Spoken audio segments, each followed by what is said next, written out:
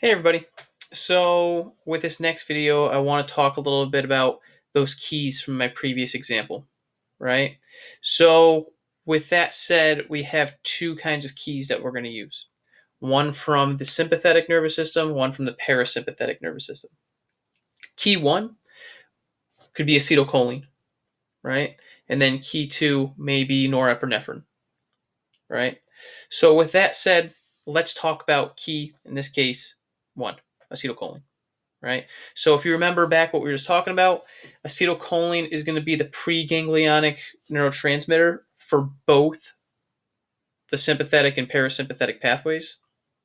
However, it is also going to be the postganglionic neuron for those parasympathetic pathways, the rest and digest.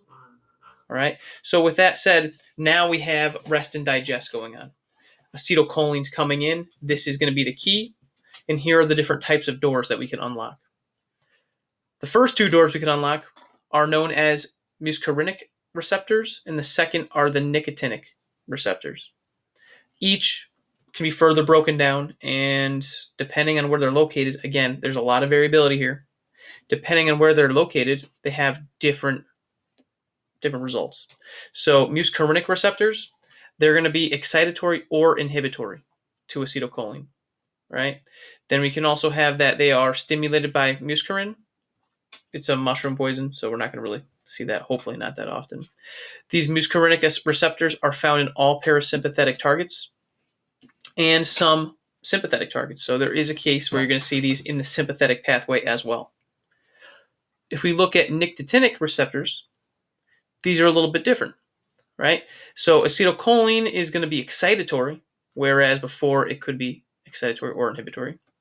They can also be stimulated by nicotine, right? And they're found in all postganglionic neurons of the autonomic nervous system. You're also going to find these on the adrenal medulla, as well as the motor end plates of skeletal muscles. So what I'm trying to get at is this. There's a lot going on here. Acetylcholine can bind to two different types of receptors, and here are where they're located and what they do. Right? So it's very important to keep that in mind, and it really does depend on where we are and what the functions of that organ is going to be. Another way to remember cholinergic receptors is look at acetylcholine, right? It's acetylcholine. Cholinergic, acetylcholine, right? So these are receptors that are going to deal with that. On the opposite end of this, we have adrenergic receptors. So adrenergic receptors are going to be for the opposite end of this. This is going to be norepinephrine and epinephrine. All right, so this is going to be the sympathetic nervous system, the sympathetic pathway. All right, so not parasympathetic, it's going to be sympathetic, the fight or flight. So when these are released, we have three different types of, or there's two major types of receptors, and then there's a few exceptions. So the first kind you probably have heard of before, these are called alpha receptors. And alpha receptors are going to bind with norepinephrine or just epinephrine. And they're going to be excitatory most times, right? The opposite for beta receptors. So beta receptors are going to bind with norepinephrine or epinephrine, and they're generally going to be inhibitory. So now we can see again, when we're looking at adrenergic receptors, not cholinergic, adrenergic receptors, norepinephrine and epinephrine are going to come in and bind to different types of receptors. Depending on which one you're binding to, one may be excitatory, one may be inhibitory.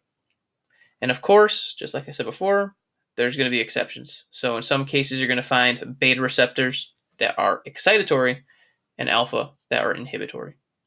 So again, these are just the general characteristics to better understand how these neurotransmitters work and what they do. And again, please keep in mind that these videos are a little bit shorter, but there's a lot of information going on here. All right, and I'm not asking you to remember all the very specific details of everything, but it's the general information is going to be important. And sometimes to understand the general information, it helps to know a little bit of the specifics. All right, that was a very general way to end this video here. But if you have any specific questions or any questions at all about anything we've done in Chapter 11B, Chapter 11, or anything in the class, please feel free to reach out at any time, and we could talk about this in more detail.